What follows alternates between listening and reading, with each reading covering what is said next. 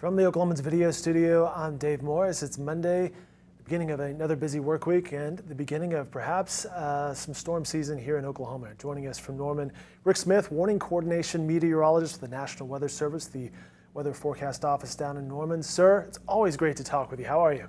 Hey, doing good, Dave. How are you? Doing well, doing quite well. If you could set it up for us over the next couple of days, perhaps tonight into this week, we are looking at several rounds of active weather, correct?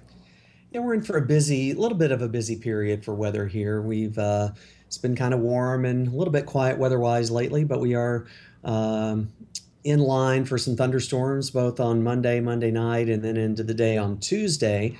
Actually, we'll have chances of rain extending all through the rest of the week, but the main period for the potential severe weather would be from very late this afternoon through this evening, and then maybe another round on Tuesday.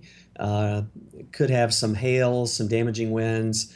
Tornado potential is really pretty low. It's not zero, but just about any time you get a thunderstorm here in Oklahoma, there's some potential for a tornado, but that's not really the main concern with this storm system. Very good. Once again, we're chatting via Skype with Rick Smith from the National Weather Service. Now, Rick, what are some things that people need to keep in mind? We go through this every storm season, but here we are again.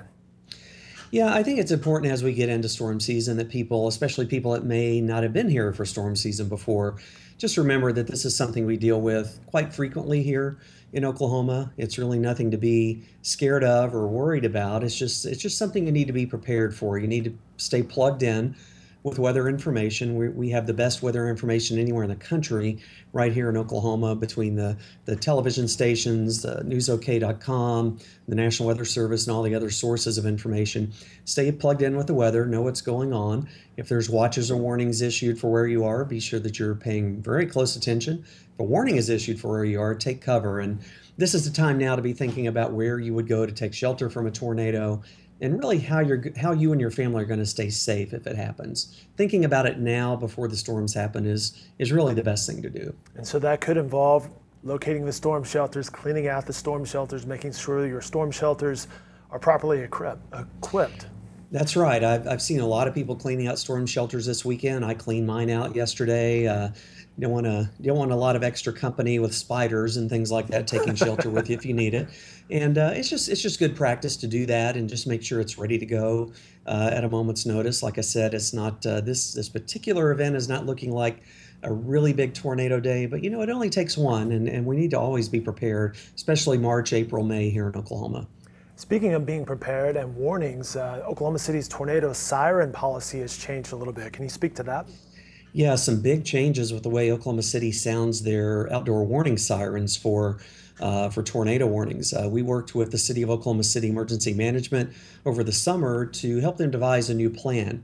The old plan basically was, if a tornado warning was issued for Oklahoma City, they would sound all the sirens at once.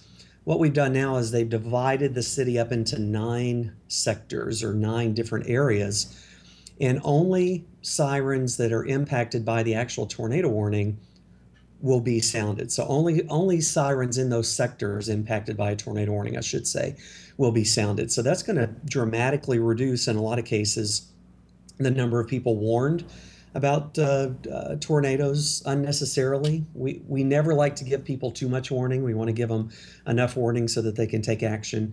And we did some statistics, and this new plan could reduce the number of people warned in Oklahoma City by close to 70%. So that's a positive step. Very good. We should also mention the time change is Sunday, so it's that time of year where people spring forward. Rick, do we think we're done with winter weather? It's March, and I Come on, always Rick, tell say people it. we're gonna talk about that in April, but I don't know. It seems that way. It seems we are, but we've had some crazy things happen in Oklahoma in March before, so I'm not putting away the ice scraper just yet, but it's close. We're really close. He knows what he's talking about. It certainly feels like spring weather. Time to be weather aware. Be sure to follow Rick Smith on Twitter. He's a fantastic resource on Twitter, OUNWCM. And the website for the National Weather Service, weather.gov/Norman. Rick, as always, we appreciate your time and your expertise. Thanks a lot. Glad to do it. And more information can be found on newsok.com as well.